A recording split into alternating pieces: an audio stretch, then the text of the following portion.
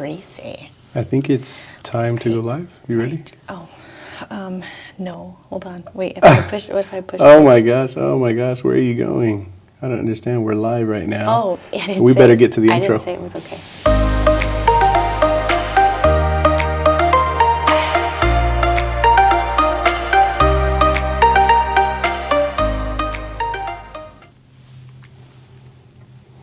All right. Well, welcome to the show. Honey, we're here live. We are. Hi. And this Welcome. is the MLO show. And MLO stands for? The Married Loan Officers Yeah. show. So traditionally MLO is Mortgage Loan Officers, which we are. Yes, we are. So it's a dual purpose name there, right? All right. Well, thank you for joining us here today. We have, we're really excited. This is show number 2, episode number 2. It'll be released on the 18th, so it'll be a couple days old, but really excited to share this information with you. Today's going to be a little bit more formatted, right, Steph? What do we got today? Okay, so on the agenda today we have media buzz, real buyer questions, real buyer solutions, which is something that Abel will be going over, and then we have tips and tricks for working with your spouse or significant I don't other. know about that. Is it tips and tricks or is it advisories and warnings? Warnings. And then our weekly goal setting, both business and personal.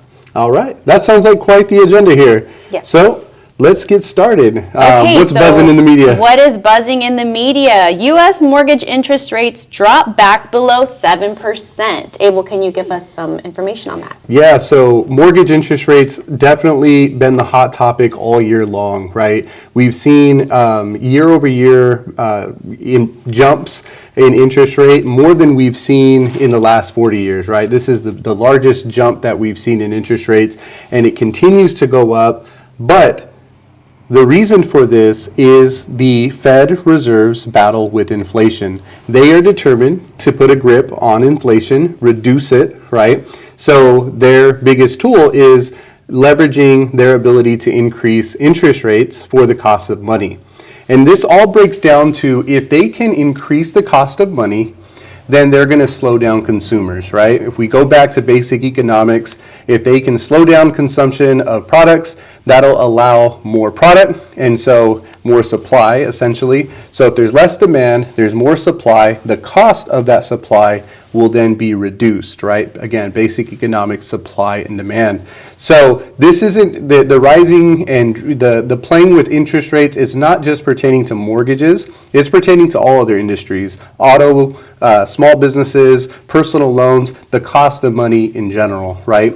And so this week, we've had some really positive reporting with inflation numbers, and that's what this article here talks about. And this article, it's provided by Reuters.com, and they break down what the Fed saw in the inflation numbers that really got them excited, which allowed them to reduce the cost of money, the Fed rate. And so when that Fed rate goes and reduces, then banks are able to reduce their rates for their cost of money and still maintain their profit margins. So very positive news. We were expecting this fourth quarter to bring a reduction in interest rates. So far, so good. We hope to continue that trend throughout the 2023 year. So, yeah. Cool. And so we did have, you had a question from a real life buyer this past week. So I'm going to bring that up. They asked you, do banks have different interest rates? Yeah. So this was an interesting question, but not a surprise, right? Mm-hmm. Because we know that interest rates, again, are at the forefront of the conversation when it comes to buying a home. Because like I mentioned, even though interest rates are affecting all types of money being borrowed, we feel it most when it comes to mortgages, right? Because that loan amount is so much larger. An automobile loan may be $20,000 or $30,000, where a home loan is $300,000 to $400,000. So that 1% jump is going to certainly make a difference. So when I received this question, was not a surprise. I knew my client was really anxious with these rates. Is it going to come back down? Do other banks have, similar rates? And I answered the question very simply. I said, yes. Banks do have different mortgages, different interest rates, right? And the reason for this is all banks, we all follow the same guidelines. So you're not going to see somebody's still offering a 2.5% on a 30-year conventional fix because the Fed rate that bank is paying for that is much higher, right? We're all paying the same cost of money. Now, the savings where it might be 1/8 of a percent, 1/2 of a percent, maybe, that variance is going to come from how aggressive that specific bank is willing to be on their margins, right? So if they're willing to take less profitability on a transaction, you might see them go real aggressive, lower the rates, or if they want to be in par with the national average, then you'll see that rate increasing. So it's really dictated by that. And for me, I really like to revert to using like an analogy, right? So if we compare that to like gas prices, right? We have gas stations all over the place. Those gas stations are essentially buying the same fuel from the same distributors, and they're paying similar cost for that fuel. Now it's up to them to determine how much they want to put it out to the public for, right? If you have a gas station that's $3 or $4 per gallon above the one across the street, they're never going to get any business. They're going to run out of traction, and they're going to go out of business, right? So typically you would see in that type of environment like 10 to 15 cent variance, right? And that's just going to be basic business, because gas stations are businesses just like banks are businesses, right? So it's like, okay, how healthy do we need to have our pricing in order to sustain business, be here for the longevity of our clients? And if you're a gas station, you don't want to be on the corner running out of business because you're priced too high and you're not getting any clientele, right? So, Steph, the question to that, or the answer to that is yes, banks do have different rates for all those reasons that I just explained. Okay, thank you. And now let's go into Real Buyer Solutions. Yeah, so very fitting, right? Solutions for interest rates. Because it's at the forefront of the conversation and we have people, really concerned about it, we're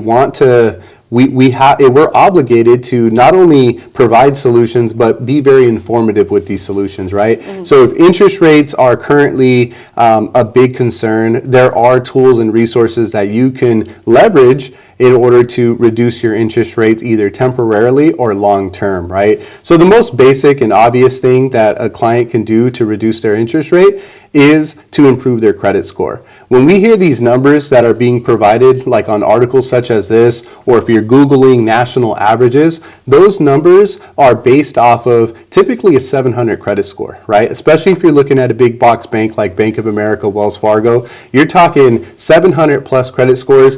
Now we're at a 6.99. Woohoo, and we get excited about that. And if we're a buyer and you're getting excited about that, but your credit score is only 605, yes, I have a loan for you. FHA is going to say, yeah, 605, you're qualified. We can qualify you for that. But you cannot expect to have that national average interest rate with that lower credit score, because that's based off of a healthier interest rate, right? Mm-hmm. And so that's basic, right? Improve the credit score, get yourself into a position where your credit score is healthier so you have access to the interest rates. Secondly, right now, we've converted from a seller's market, meaning that the sellers reap all the benefits of selling a home, to a buyer's market, right? And why? Because buyers are finding themselves getting homes for less than listing price, right? They're offering less and they're getting their offers accepted. They're obtaining seller credit for the transaction, right? Not all the time, but there are some cases that these things are happening. Seller credit, that means they're giving you money, free money, to go towards your closing cost, right? So part of a transaction, on average, you're looking at $8,000 to $10,000. If you got $8,000 to $10,000 in credit, that's going to not only save and keep that money in your bank account, but if you already budgeted for that, why not just apply that to buying down your interest rate, right? If interest rate is that big of a concern, doing so will allow you to park yourself with a lower interest rate, right? There's also options like the 2-1 buy down. Those are becoming really popular, where for year one, your rate's 2% lower than whatever today's rate is. Year two, your rate would be 1% lower than whatever today's rate is. And then from year 3 to 30, you're at that base par rate for today's rate, right? Yeah. Cool thing about that is that gives you the opportunity to wait out the market from just August to today, our rates are a little bit down, right? If you wait that out another year, who knows where we may be. Worst case scenario, rates don't move, they stay nice and high. You're okay because you secured your property. It was in a buyer's market, so you were incentivized. You made them include that pool table or those cool appliances, right? Yeah. And now, but now you're just waiting out that market. And as soon as you can better your situation by lowering your interest rate, you're going to take advantage through a refi. You're going to call Stephanie or myself, and we're going to get that taken care of for you, right? And that, my friends, is the solution to that problem. I love talking business with you. I feel like there should be a little filter behind you with hearts while you're talking. I was listening, but I could just see little like hearts fluttering. As I was talking to you, I can see the hearts. Like I can see the hearts actually. It wasn't like sleepy. It was like dreamy. Okay. I got it. I got it, and I'm actually very. I'm kind of blushing now. Okay, so what we have next is tips and tricks for working with your significant other. Well, I'm going to let you take the lead on this one because, I mean, let's face it, since I think you've implemented a really cool system for us that has helped us tremendously, right? Yeah, and I tried to do this several years ago, but Abel wasn't on board with it. Well, okay, so tell them what we're talking about here. I'll tell you what it is. We are talking about a shared calendar. So we share our calendars, and we have the same Outlook calendar. We chose the same platform, so it's Outlook.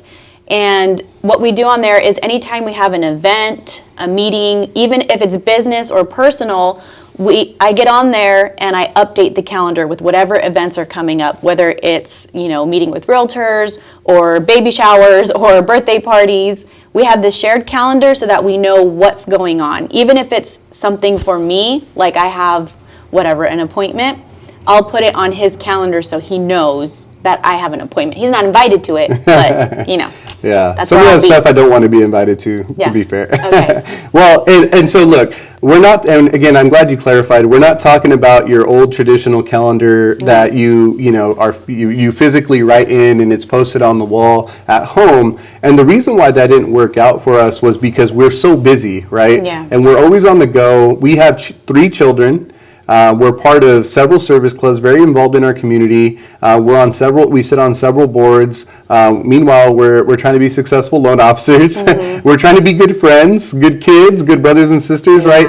We have a whole lot of moving parts and dynamics to our lives, just like many of you. And so we had to do something that was going to organize all of that, put us on the same page so that we're not overlapping events. Yeah, so that it's not like, where are you? Well, I'm at this meeting. What? I thought we had this. No, we have that. That was canceled. This is tomorrow. So it really helps clear a lot of that up. It does. It allows you to challenge the play, like in football, right? Yeah. And I love these commercials. I'm a huge fan of football. I watch it every Sunday. And they come up with these commercials where these couples are challenging each other, right? Oh, I told you to bring the umbrella. No, you didn't. And they challenge it, go to the replay, right? Just like they would in football. Yeah. And I feel like we've been doing that since we've been on the calendar system, because it's like, you have a meeting tonight? Okay, but who throws the most flags? I throw the flags, but you usually win them. I usually win. Okay, yeah. So, and Stephanie can hold me accountable to that. It's on the calendar, right? Yeah. And I go back to the calendar, and I'm like eagerly looking to prove her wrong that it wasn't there, but boom, there it is, It's right? there, yeah. So it's gotten me better at viewing my calendar, utilizing my calendar, and if you're in business, whether you own the business yourself or you're employee, it's very good practice to start managing that calendar and utilizing that calendar. And I suggest this for couples, even if you don't work together necessarily like we Right. do, at least you're on the same page schedule-wise. Right. And it helps clear up a lot of, I know it can seem kind of tedious, entering everything into the calendar, but you will thank yourself. Yeah, for sure. So that's our tip. Working together or just living together, use your calendar. Yeah. Utilize the calendar. Yeah. And whatever platform you decide to use. Outlook, you can use the one that's on your phone, whatever. It's whatever you decide to use, it's helpful. Yeah, and to Stephanie's point, like we were on like Gmail and Outlook, and they didn't talk very well, or at least we didn't know how to make them talk very well. Yeah. And so finally we said, okay, no, you're getting on Outlook because everything I do is on Outlook. So she got on it, and then boom, now everything talks, and we're a lot more efficient because of that. So Yeah, I really thank you for getting us on that system. Yeah. It's only taken 11 years to figure out the system that's going to work for us. Yeah, I swear I tried to do this like 10 years ago. It didn't work out. Yeah, so very cool. All right, so what do we got next? We're going to wrap things up today with our weekly goal setting. Yeah. So I'm going to let you go first. We'll start with business. All right, cool. So what do you mean start with business? What are we going to end with? Because with personal. Start Okay. with our business goals, and then we'll end with our personal And these are goals. just weekly goals that we're trying to knock out this week. things right? we can obtain within the next week. Awesome. Well, let me think. For business, I certainly want to network a little bit more than maybe I have been over the last couple weeks. I've been, kind of consumed with different projects and working with clients. And as a loan officer, it gets very easy to kind of stay like a hermit crab, and you're behind your desk and you're focusing on, transactions and clientele.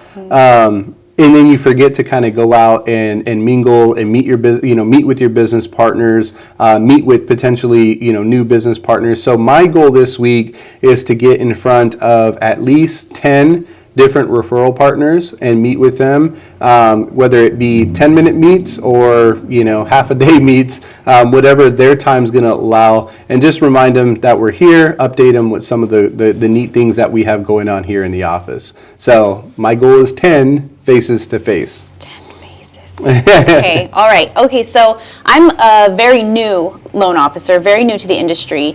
And as a newbie, for all you newbies out there, I think a good thing for me to focus on this week is obtaining referral partners. Like Abel said, he's going to meet with his referral partners, and he's going to, I don't have very many of those yet. So I think my goal is going to be to get out of the office, get face-to-face with new people, and go to events that will help me, meet new contacts. And so I think my goal for this week will be to obtain 3 new contacts. Okay. That could become potential referral partners. I think I could help you with that. Oh, do you know a guy? Do you know a guy?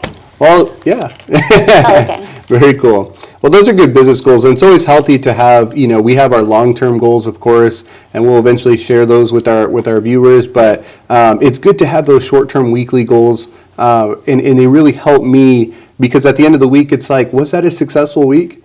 And sometimes when you can measure it, with something that you had initially seeked out, and let's say my goal is 10 and I come short and I'm only at 6 or 7, well, it may feel successful or it may feel like it was good, but it didn't meet that expectation that I had set in the beginning, right? So setting that goal, I'm really, really looking forward to that. So cool. And what was next, Steph? Personal right. goals. So you get to go first now. I get to go first. Okay, should I have thought of this beforehand? Just Yeah. kidding. Well, you kind of know the agenda, so I guess you could have cheated. I could have cheated. Okay. So I think for my personal goal, I think it's going to be to try and stay organized over the weekend, because we have a lot of events and we have a lot of, things, and sometimes things can get a little bit away from us, and I think I want to just set myself up with a little schedule and stay organized with the house part of it, like Gotcha. the housework, you know what I mean? Gotcha.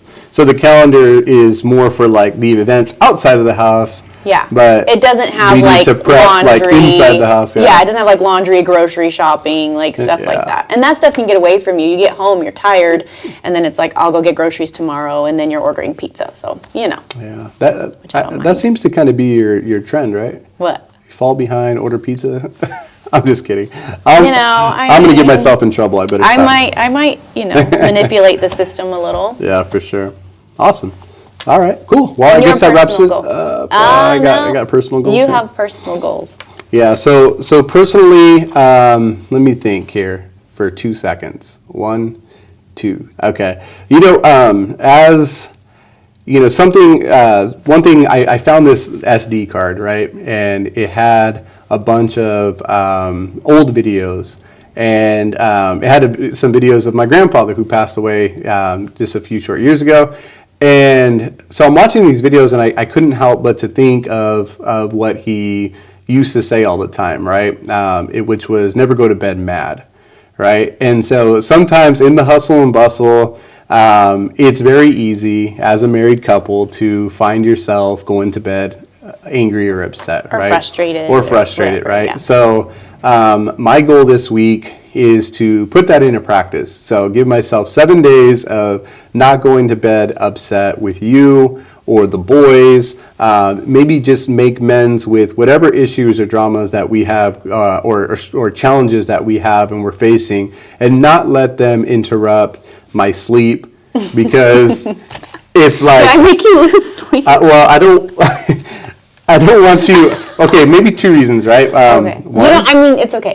One, I don't want you to kill me in my sleep. I would not do that. And two, no, I just think it's very good practice to end the day positive. On a positive note. And I think that'll help bring some positivity first thing in the morning when I wake up. With your coffee. So with my coffee, don't be late. Pour a little creamer, pour a little positivity. It's all Yeah, good. don't be late with that. By the way, lately I make some I've been having to wait at the door for it. You I'm have to just sit at the kidding. coffee bar and wait. You do make good coffee, though. Thank you, So thank you. so those are my goals. Yeah, that's So, cool. I appreciate that. Cool. Well, we want to thank you guys for viewing. We hope you enjoyed today's show. Gave a lot of insight on rates and why they're important, and how each bank and why each bank may have different rates. We talked about some solutions for increasing or improving your interest rate situation. And of course, we wrapped up with some good tips on how to, or we didn't wrap up, we talked about tips with utilizing a calendar if you're a couple, right? There's no greater organization than your own household, so run it like a true organization or business. And lastly, we talked about our goals. Set those weekly goals. Share in the comments what you're destined or set out to do this week that may be short term, that could put some spark of idea into others. Any closing words? If you're running our house like a business, do I get paid for laundry now? I'm gonna have to get back to you on that. Okay, we're gonna have that discussion. I'll bring it up with the board, George Washington and those guys. and Okay, thank we'll you. We'll see. Hopefully, there's more like Benjamins than there is George Washingtons Yeah, or Abe I'll Lincolns. take either one. All right, cool. Starbucks money. Well, hey, thank you for watching, and I think we're gonna get out of here and do some work. Yeah. All right. All right.